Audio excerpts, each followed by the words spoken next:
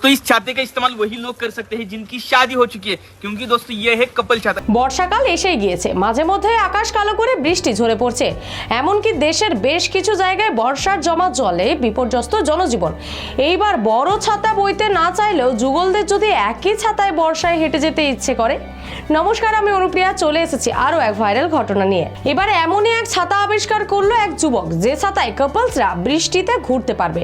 সম্প্রতি সেই video viral হলো ইনস্টাগ্রামে। এই বর্ষাতে বৃষ্টি থেকে বাঁচতে একমাত্র সম্বল ছাতা। এই জিনিসটি ছাড়া বাড়ি থেকে বেরোলেই বিপদ। ওই যে কথায় রয়েছে, শীতের কাঁথা আর বর্ষার ছাতা কখনোই কাজ ছাড়া করতে নেই। তাই বর্ষাকালে ব্যাগে সব সময় ছাতা অবশ্যই রাখুন। তবে সাধারণত একটি ছাতা একটি মানুষকে ঠিকঠাকভাবে বৃষ্টির হাত থেকে বাঁচাতে পারে, নয়তো ছোট ছাতায় দুজন পাশাপাশি যেতে গেলে উভয়েই ভিজে যেতে পারে। আর বড় ছাতায় দুজন এটা যায় ঠিক, তবে তা ব্যাগে ভরে নিয়ে যাওয়া দুষ্কর।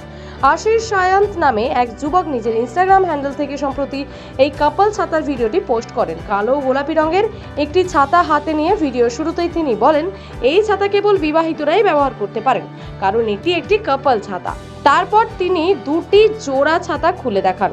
এর মধ্যে একটি ছাতা গোলাপি রঙের, অন্যটি কালো। তারপর ছাতার হ্যান্ডেলের নিচে থাকা সুইচে চাপ দেন যুবক, তখনই ছাতাটি খুলে যায়। ভিডিওতে দেখা যায় আসলে দুটি ছোট ছাতা জুড়েই এই কাপল ছাতা বানানো হয়েছে।